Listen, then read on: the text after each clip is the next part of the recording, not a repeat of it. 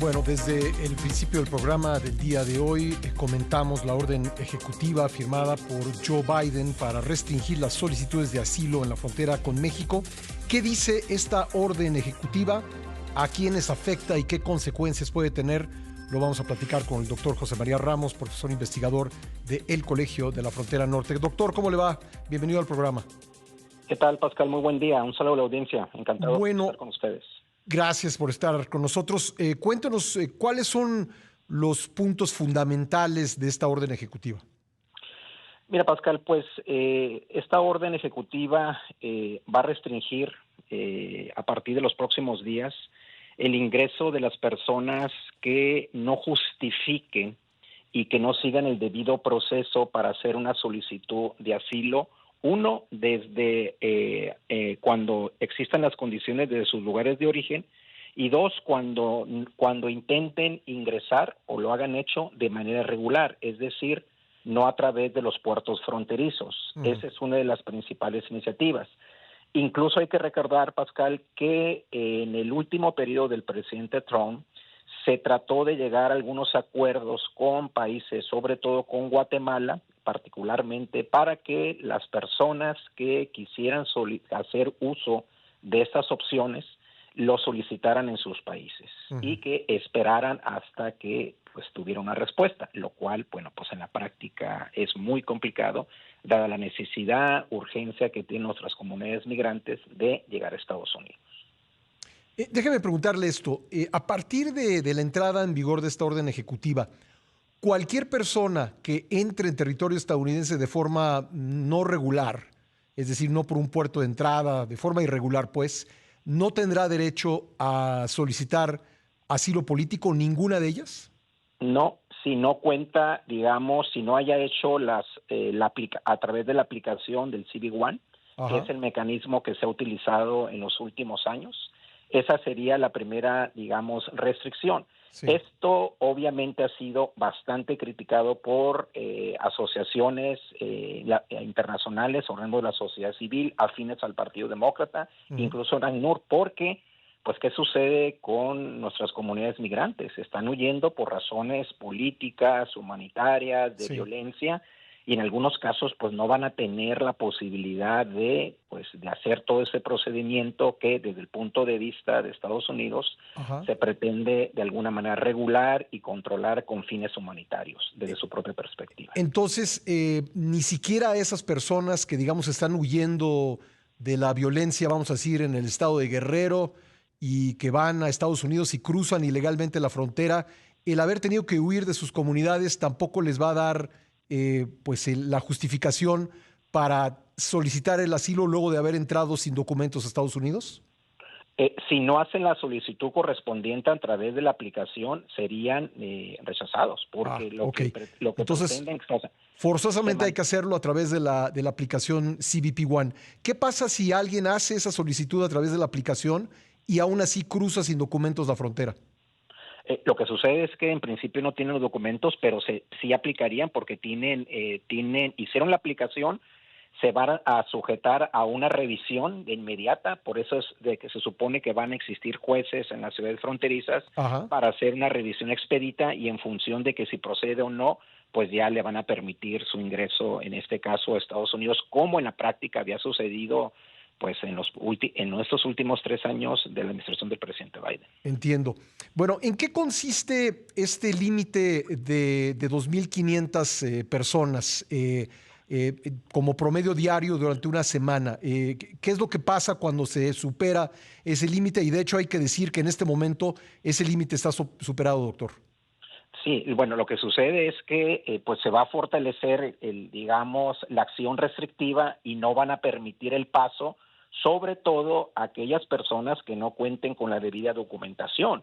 Incluso ahí lo que va a suceder es que pues seguramente se van a dar situaciones complicadas porque puede haber personas que hicieron la solicitud, a través de la aplicación, pero que por algún motivo tuvieron alguna dificultad, etcétera, etcétera, sobre todo en comunidades de Texas, en donde, como estamos viendo, vaya, pues cerca del total, cerca del 60% de nuestras comunidades migrantes que cruzan hacia Estados Unidos lo hacen a través de esa frontera.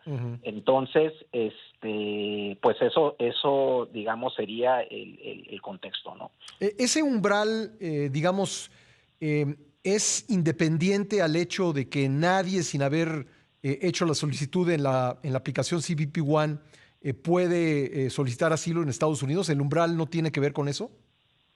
Lo que sucede es que, por ejemplo, cuando se dio un caso que yo recuerdo que no fue en una ciudad, creo que fue en Guerrero, cuando unos policías fueron objeto de una acción violenta por grupos delictivos. En ese caso, por ejemplo, que está muy comprobado, que hay evidencias concretas, también en el caso de periodistas que huyen por razones de violencia, digamos, en esos casos sí se está dando, digamos, esa flexibilidad, y en algunos casos, pues el trámite prácticamente es inmediato. Ajá. El problema, Pascal, se va a dar con aquellas personas, como estás comentando el caso, que no puedan justificar que están huyendo por razones de violencia, Sí. de inseguridad, de desplazamiento, por lo cual, pues lamentablemente, pues se va a dar una situación de expulsión inmediata y en su caso deportación a las ciudades fronterizas mexicanas.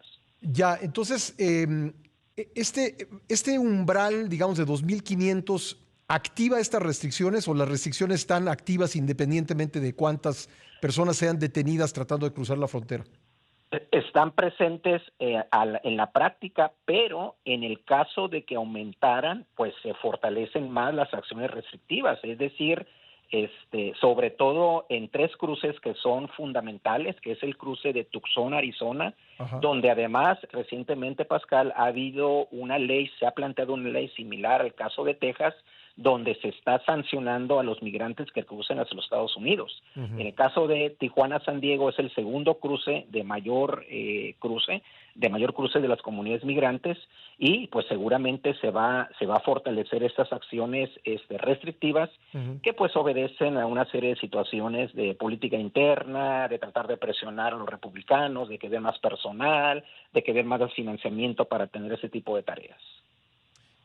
Ya, bueno, ¿implica este umbral de 2.500 un cierre de la frontera? Porque el presidente López Obrador dijo que era imposible pensar en el cierre de la frontera. ¿Es realmente un cierre de la frontera lo que va a ocurrir si se rebasa el umbral de los 2.500 diarios?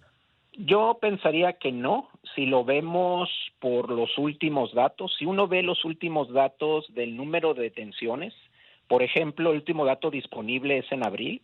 En abril tenemos aproximadamente 120,000 personas detenidas a lo largo de toda la frontera por las autoridades fronterizas de Estados Unidos. Si lo comparamos con el último mes de diciembre, fueron cerca de 234,000 personas. Ha habido una reducción importante, pero la En diciembre, dinámica del 234,000. sí, más o menos 224,000 en el mes de diciembre nada más. Y Ajá. lo que ha sucedido, que ha pasado, que desde enero, recordarás, a nivel del diálogo que se ha sostenido de las autoridades migratorias y sobre todo el presidente Biden, la acción de contención migratoria del gobierno mexicano sí ha tenido un efecto, y están los datos muy evidentes. La reducción es, pues imagínate, en diciembre del 2023 fueron 234,000, entre 224,000 y 230,000 detenidos. Claro, tienes un alto número de reincidentes, pero ya para enero de este año fueron cerca de 120,000, 124,000, y la tendencia sigue siendo en promedio 115,000, 124,000. En otras palabras, El último dato, ¿cuánto es? el último dato, que es de abril, va en esas cantidades, más o menos 110,000 migrantes detenidos por autoridades de O sea, Estados como Unidos. la Está mitad. próximo a salir, claro, está Y, próximo a salir el dato de mayo, que por cierto se han demorado, pero seguramente la misma tendencia. ajá, En otras palabras, la cooperación migratoria mexicana sí ha tenido un efecto en esta regulación, y se adapta un poco a esta iniciativa que ha planteado la secretaria Bárcena de una movilidad más humana, más segura, etcétera. ¿Y en qué ha consistido? Es decir, México, ¿qué ha hecho para que se reduzca este número de cruces ilegales? Pues ha fortalecido el control en frontera sur, en los aeropuertos, en las estaciones también acá al arribo, sobre todo en frontera sur y obviamente también en frontera norte. Hemos visto pues un mayor despliegue de acciones, mayor revisión. Sí. Aquí en Tijuana, San Diego, ves en este caso los agentes de la Guardia Nacional resguardando el posible cruce de migrantes. Entonces, sí ha sido una colaboración interesante y se justifica desde la perspectiva gubernamental en plantear una agenda de movilidad segura, humana y pues tratando de plantear una agenda alternativa, ¿no? Me tocó ver algo así, doctor. Hace unos días me tocó volar en el aeropuerto de Querétaro, que uno no pensaría que es un aeropuerto en donde uno pudiera encontrar migrantes, y pues ahí había todo un operativo para detener pues como unas 20 personas, que me impresionó mucho verlo ahí. Supongo que es parte de esto que usted está comentando, ¿verdad? Así es, Pascal, y sobre todo hay que recordar que Querétaro, como parte de región centro del país, pues es un nodo interesante, igual que San Luis, es también pues la conexión con frontera norte, y sobre todo hay que recordar que, por ejemplo, Tijuana se está convirtiendo ahorita en el segundo cruce de mayor movilidad regular, precisamente porque tienes una gran conectividad aérea. Y Tucson, pues lamentablemente la parte desértica, en donde aquellos migrantes más vulnerables, con menos recursos, pues tratan de cruzar por las áreas desérticas, y el dato pues es contundente, cerca del 30% del total de los migrantes detenidos se dan en esa frontera. Por último, doctor, esta orden ejecutiva de Biden ¿va a implicar mayores deportaciones de migrantes a México? Es posible que sí. Incluso el último dato que se dio a conocer en la justificación del Departamento de Estado, ellos hablan que en este año fiscal van cerca de 750,000 migrantes deportados a su ¿Me puede repetir la cifra? 750,000 migrantes deportados en este año fiscal, es decir, en estos últimos 8 meses, de octubre a la fecha. A mí en lo particular me parece una cifra muy alta, pero bueno, es la cifra que ellos están dando a conocer de manera formal en el comunicado que se dio a conocer a través de los medios del Departamento de Estado.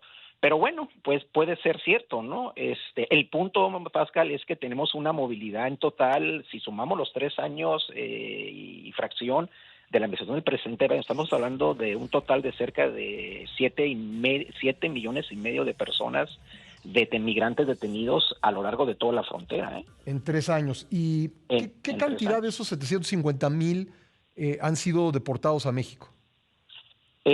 Pues aquí, si el dato son 750,000, con el penúltimo dato, el segundo año creo que llegaron como a 300,000. Primer año fueron como 200,000. Mi estimación es que pues cerca de aproximadamente pues yo diría el 30%, pero ¿qué es lo que sucede, Pascal? Eso es lo interesante. Son muy grandes los incentivos para que esas personas que son deportadas a las ciudades fronterizas, pues no se queden en ciudades fronterizas. Nosotros no tenemos, en Tijuana no hay una gran aglomeración, sí existe, pero la mayor parte de las personas están a la espera de su cita. Sí. Pero ¿qué es lo que sucede? El gran incentivo que existe para tratar de llegar al suelo americano con o sin los documentos o atendiendo en este caso el debido proceso. Sí. Pero entonces, ¿qué es lo que están haciendo? Seguramente esos 750,000, pues cuando menos un 30 o 40% son que se ha dado hacia Venezuela, hacia Guatemala, hacia los países centroamericanos, entre otros. Sí, claro, porque algunos los vuelan directamente a sus países, ¿no? Así es. Bueno, doctor, pues yo le agradezco mucho su tiempo, muy amable. Seguimos en conversación, Pascal. Un abrazo. Un abrazo, gracias. Adiós. El doctor José María Ramos, profesor investigador del Colegio de la Frontera Norte.